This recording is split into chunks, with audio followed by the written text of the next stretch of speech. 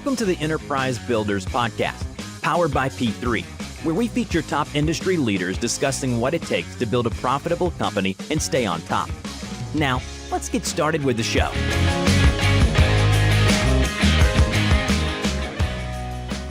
Hi, I'm Scott Swearingen, co-host of the Enterprise Builders Podcast, where we sit down with business owners, executives, franchisees, accountants, and more to discuss how top businesses are thriving in today's economy.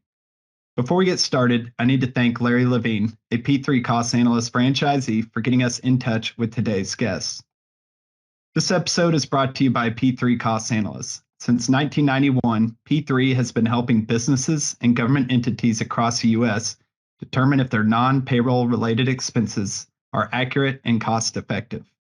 With the team of the industry's leading utility, telecom, waste and recycling, uniform and linen, and managed print auditors, P3 has helped save their clients hundreds of millions of dollars.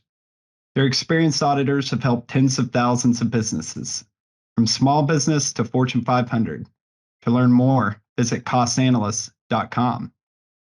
And now for today's show. Michael Rotch serves as Vice President of Financial Planning and Analysis at Bonaventure.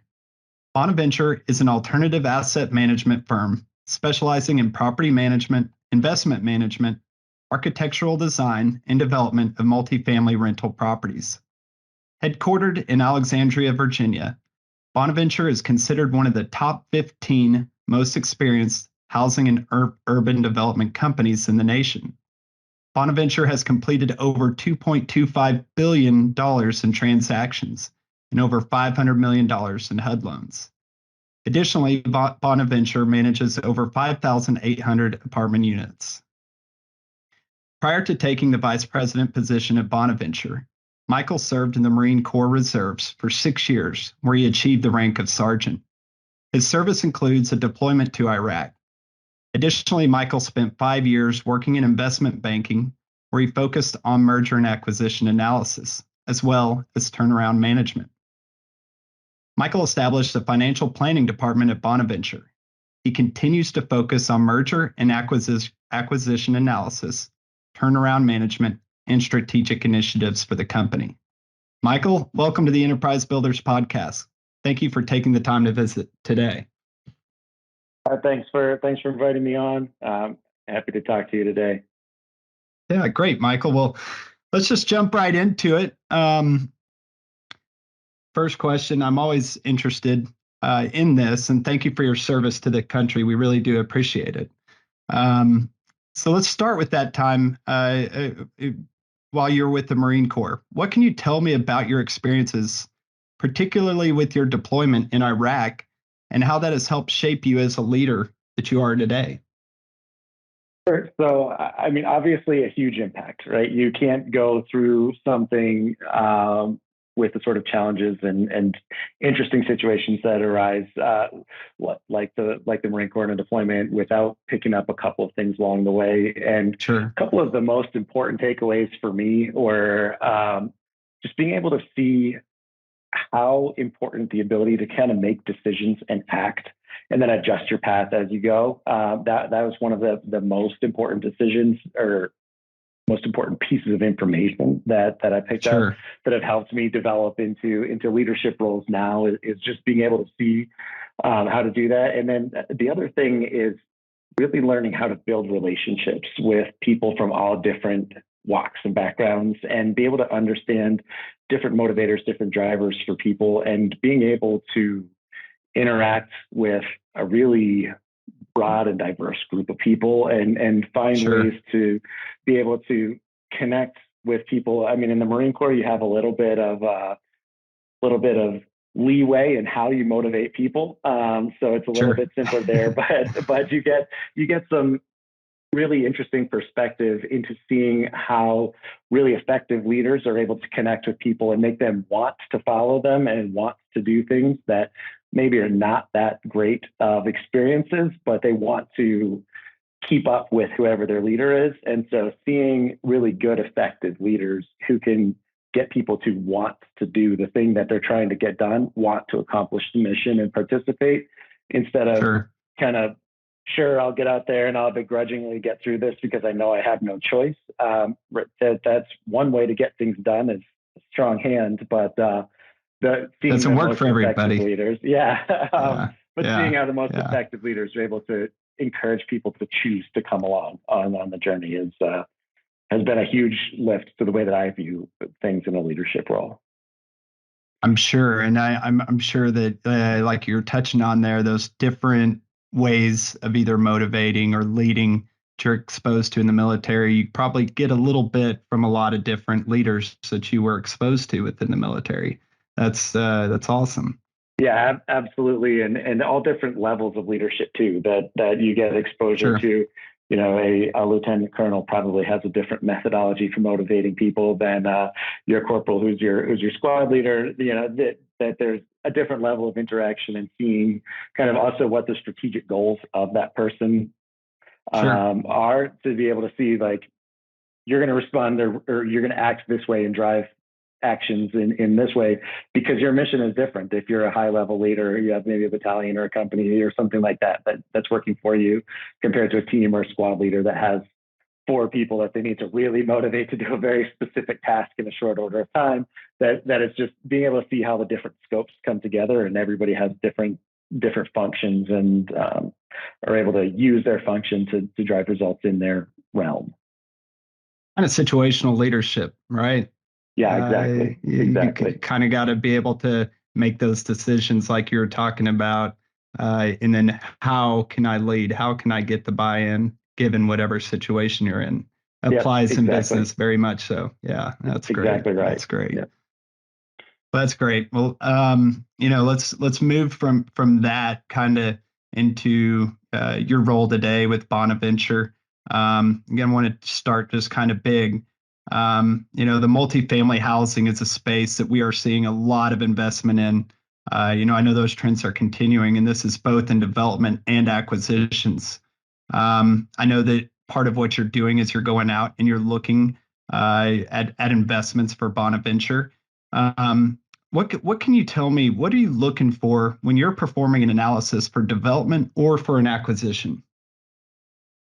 I mean, the easy answer is economics. That it's what's the return on the capital that we're putting to use in this investment. And there's a bunch of different levers that go into that. What are rent growth? What do population trends look like? What are economic prospects like? What's the job market in the area? What's the Sure, competitive landscape? Is there a ton of other developments going in that's going to potentially restrict rent pricing power? It's kind of the whole spectrum. That the first thing is always economics, right? We're in sure, business to make money. If we don't make money, then we don't have a business. right, And so that's going to be the first thing. And then the second thing would be like that strategic layer. That if we're looking at where do we want to be as a business in the future? Does it make sense to begin making investment or allocation into a new market? Does it make sense to does it make sense to apply more capital to renovate our existing properties because we have a lot of strength and market presence in an area? Or does it make more sense to take a step outside of that and look at a new market, a new area, or even in some cases, a new product? It's something that we look at for different ways to take the capital that we have and how do we use that capital to provide best and highest use.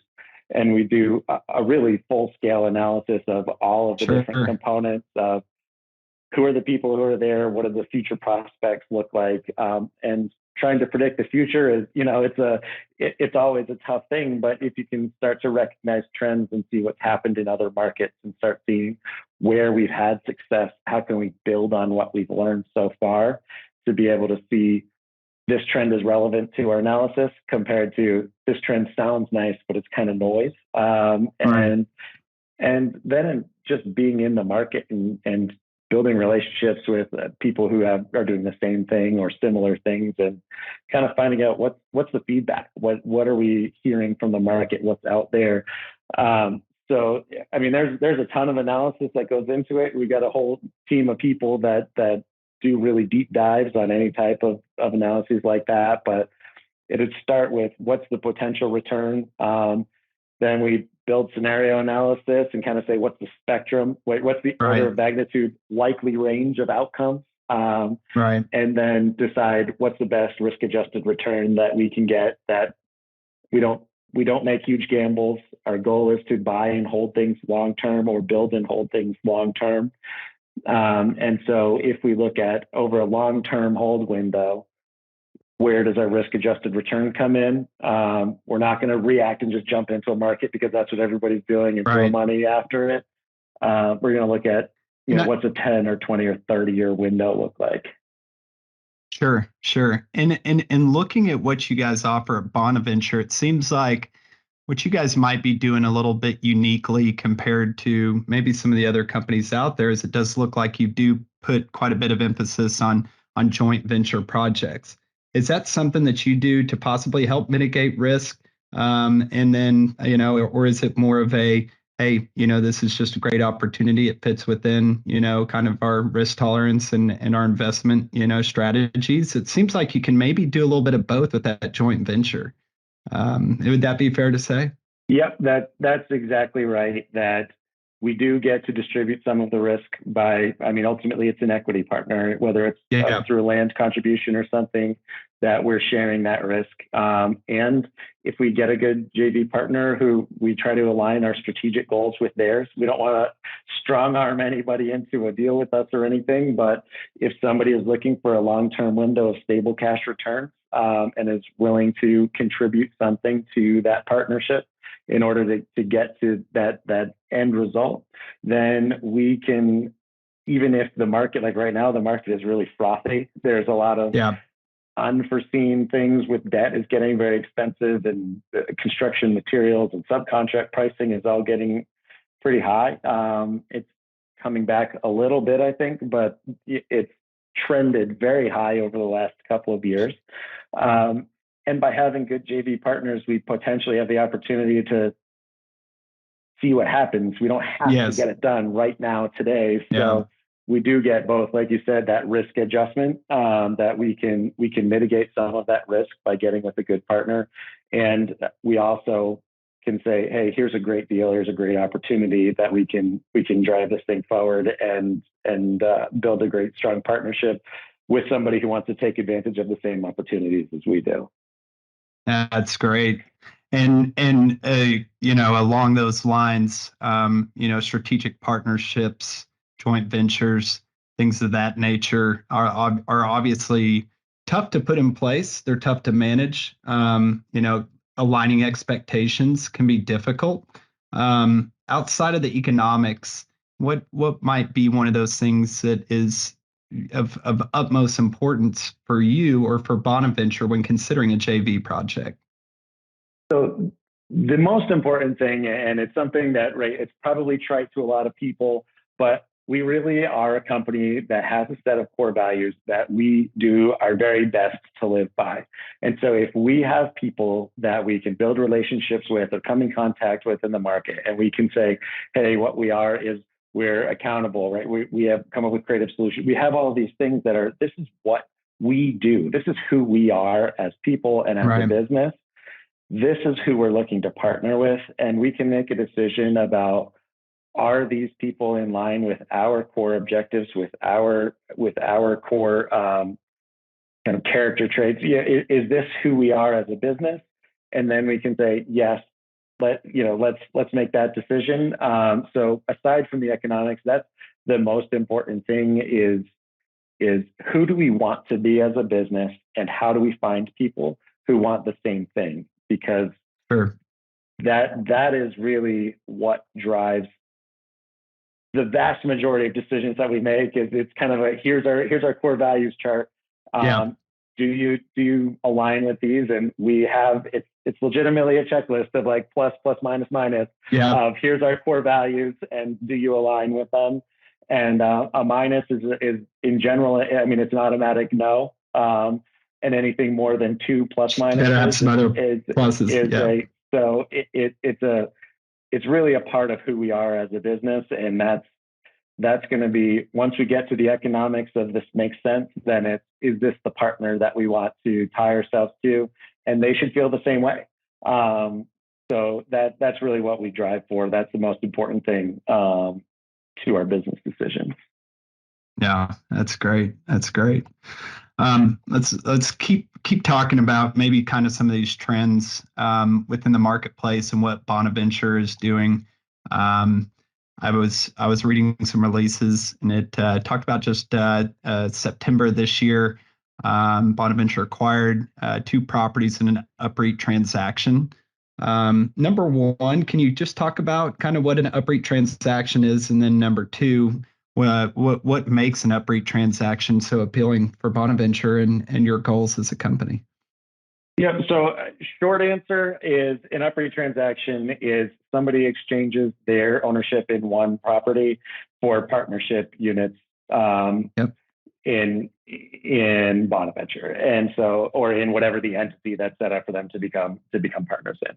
And so the benefits there's a couple of things. Is one, we can have more than one property in the partnership, so an owner potentially has the ability to diversify their portfolio, diversify their risk, while still maintaining that tax advantage situation of owning a property. So that's the tax benefit to potential sellers is a big benefit.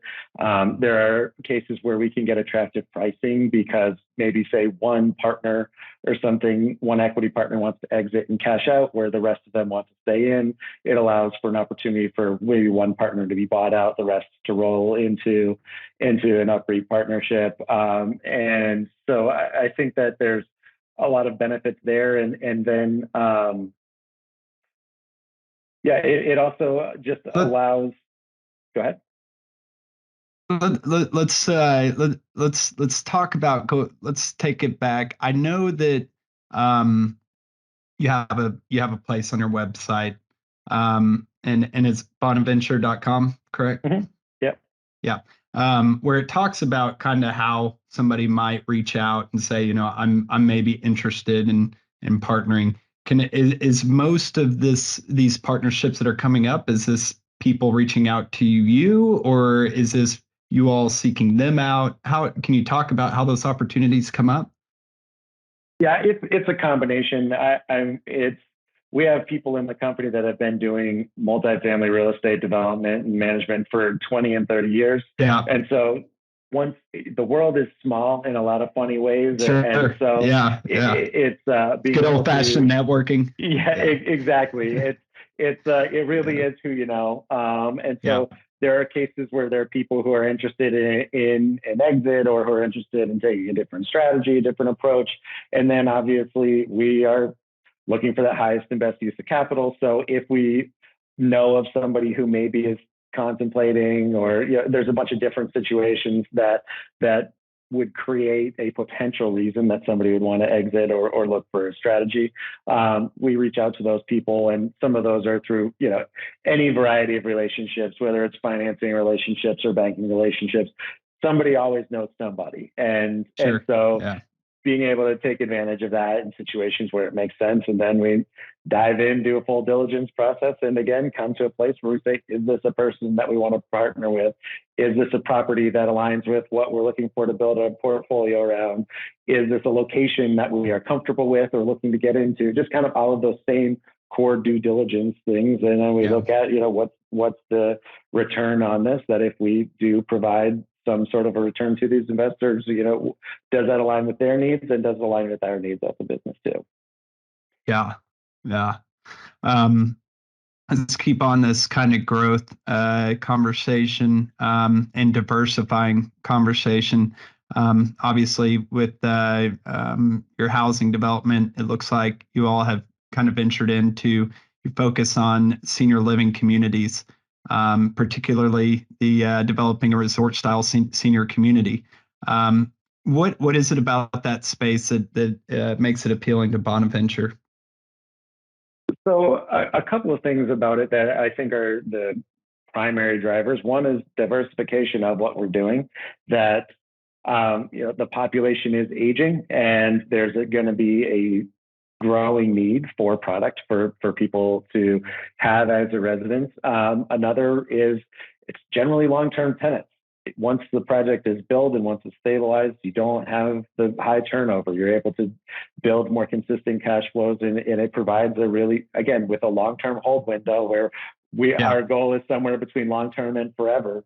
That tenants who want the same thing, that once they're moved in and stabilized, maybe stay for 10 or 15 or 20 years. Great. That's great to not have to do those turnovers. We don't have any lost rent. There's a couple of different things, but the biggest thing is the ability to diversify our portfolio, and then to be able to generate what we believe are attractive long-term returns from these properties that have a growing demographic, an attractive return profile, and opportunity for a good, stable, long-term rent prospects. Sure. And I know that outside of getting residents in, and this is going to go for senior community or for your more core just multifamily housing projects. So after you get them in there, the big thing is the renewing of the leases, right? And I want to touch on this for a minute. It appears like the interest rates are going to continue to rise as they have been in all of 2022. Are you seeing an increase in your occupancy? And then are you seeing an increase in your renewal rates kind of as a result? And do you expect for that to continue? So right now, our renewal rates they've been really strong for a window. And part of that is because over the last 24 months, there's been so much pricing pressure in the market. And part of that is people moving either from big city area centers to more suburban markets, the tertiary markets, which is where a lot of our portfolio is.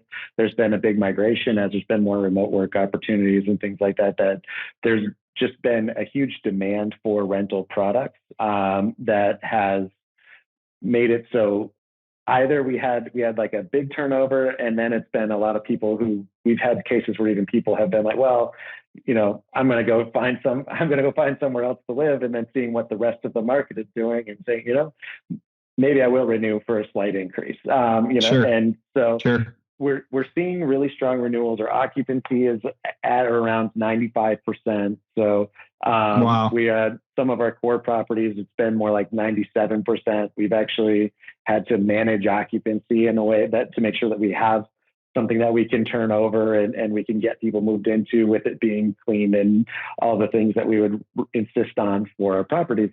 But we're seeing really strong renewals. We're seeing really strong just continued demand where I'm not an economist, and I'm not going to try too hard to predict the future, but I think there's going to be really strong demand for apartment products, especially in the markets. A lot of our markets is like Virginia Beach. That's where we have a lot of properties. Richmond is a heavily growing area, with a lot of stuff happening there.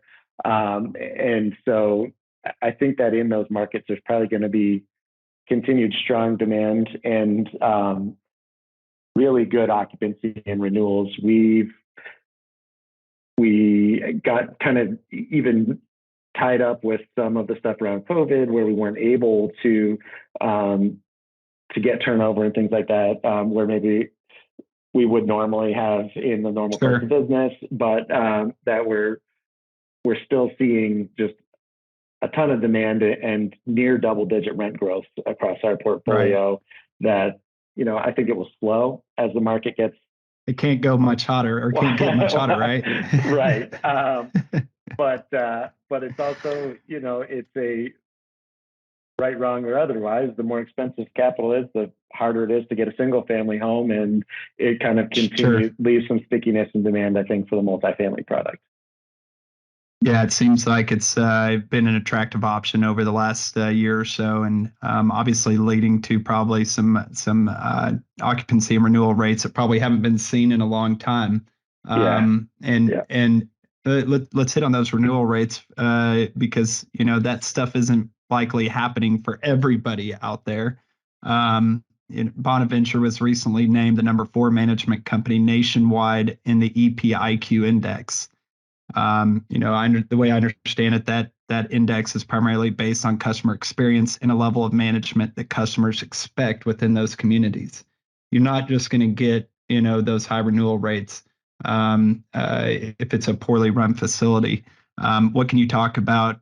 What is it that Bonaventure is doing to achieve such a high ranking? you're recognized nationally. These are, big companies that are going to be a part of this list. I think is just to be even considered for it, you have to have a minimum of 25 properties. So what are you able to do to ensure a great experience for your tenants as a team at Bonaventure? We know that once your reputation is broken, you can't recover it. And we also have a keen focus as a company on on the people that we have working for the company. We call ourselves a people company that happens to build and manage apartments. Sure. And so when we have that focus on who the people that we have working for us, we have right people, right seats meetings. That's Sure. what we call it. And so it's when we have such a keen focus on who the people are, because ultimately every business is a service business. And if we get great people who are doing great work and are really committed to providing a great experience for our residents, then we have people who really care about the outcomes, who really do go out of their way. That we have a Yammer board where people are in our property management are always posting things of, hey, tenant stopped by, brought cookies, tenant stopped by and brought flowers, so and so had a birthday. That it really is people and relationships and building an experience that people want to be a part of, and taking that to a level that the people that we have working for us make connections with the people who we have living with us, and are able to just build an experience that is something that people want to be a part of.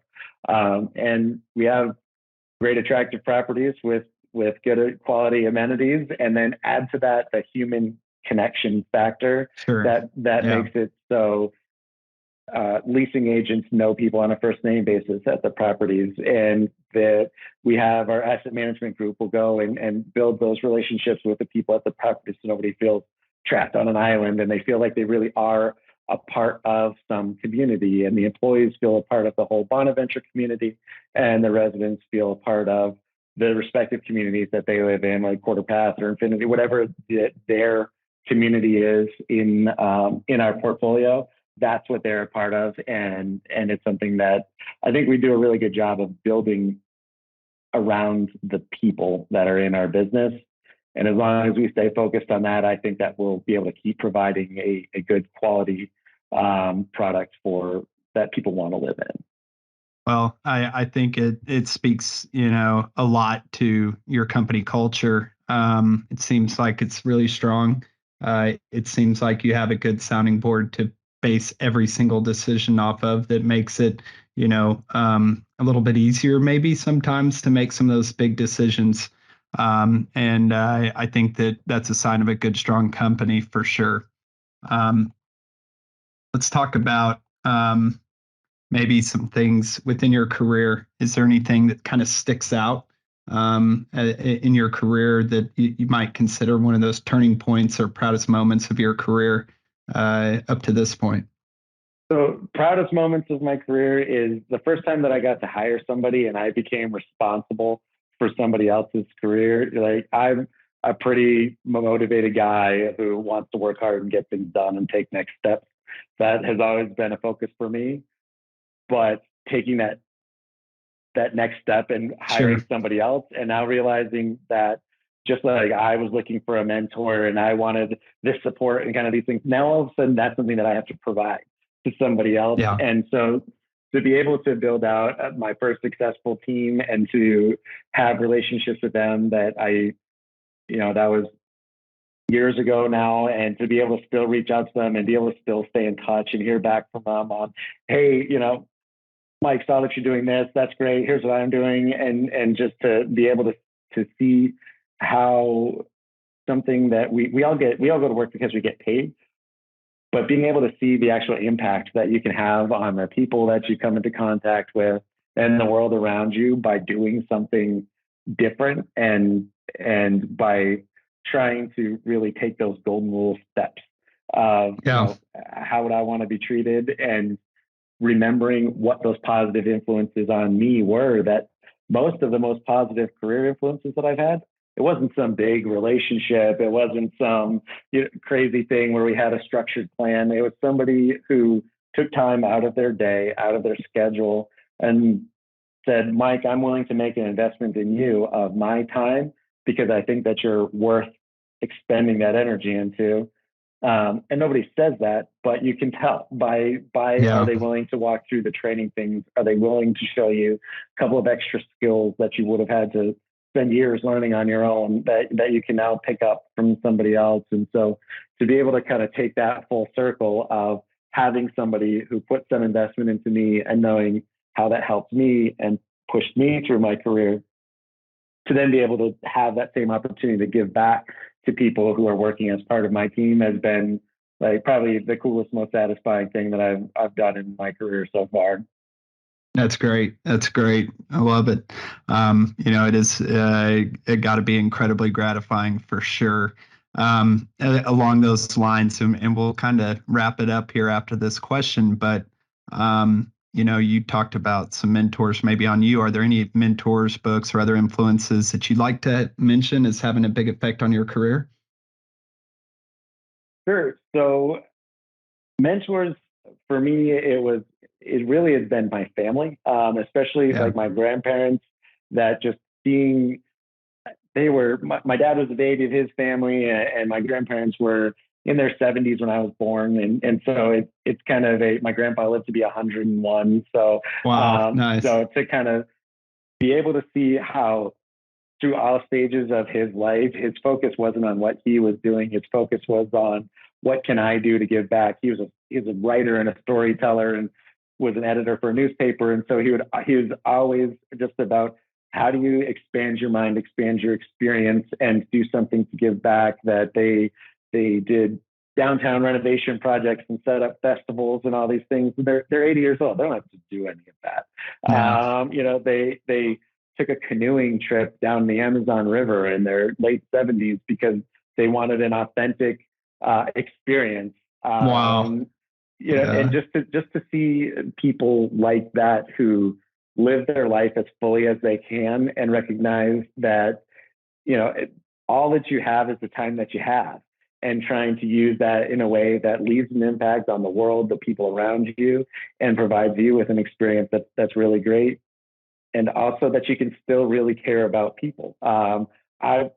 I love people. That's kind of like been kind of maybe a running theme for me in my life and my career. It is just being able to get those interactions and see what really matters to. It's a human being who's sitting Sure. across from you in all those situations. If you're negotiating a deal, if you're that what's important to me may be not important to somebody else.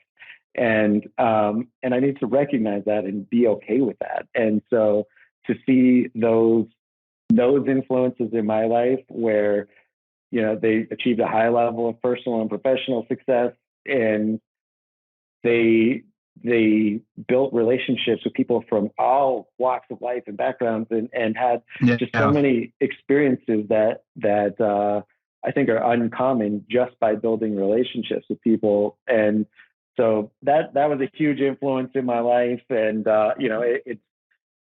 it's something that I think about often when I think about how I want to structure my life, is Sure.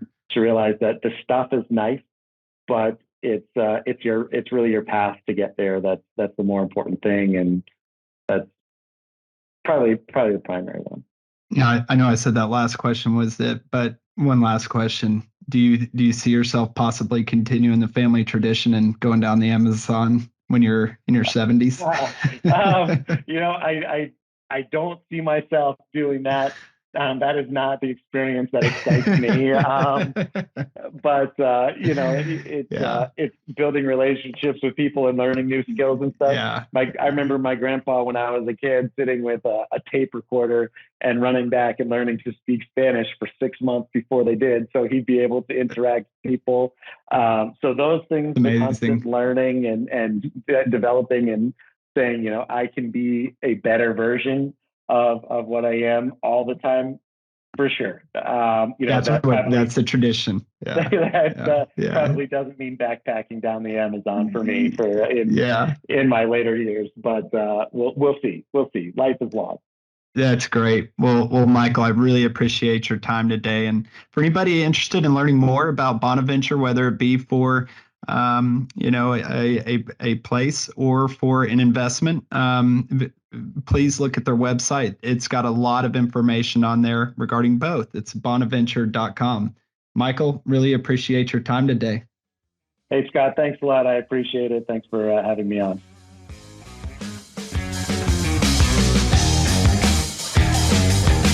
Thanks for listening to the Enterprise Builders Podcast. See you again next time, and make sure to click subscribe to get updates on future episodes.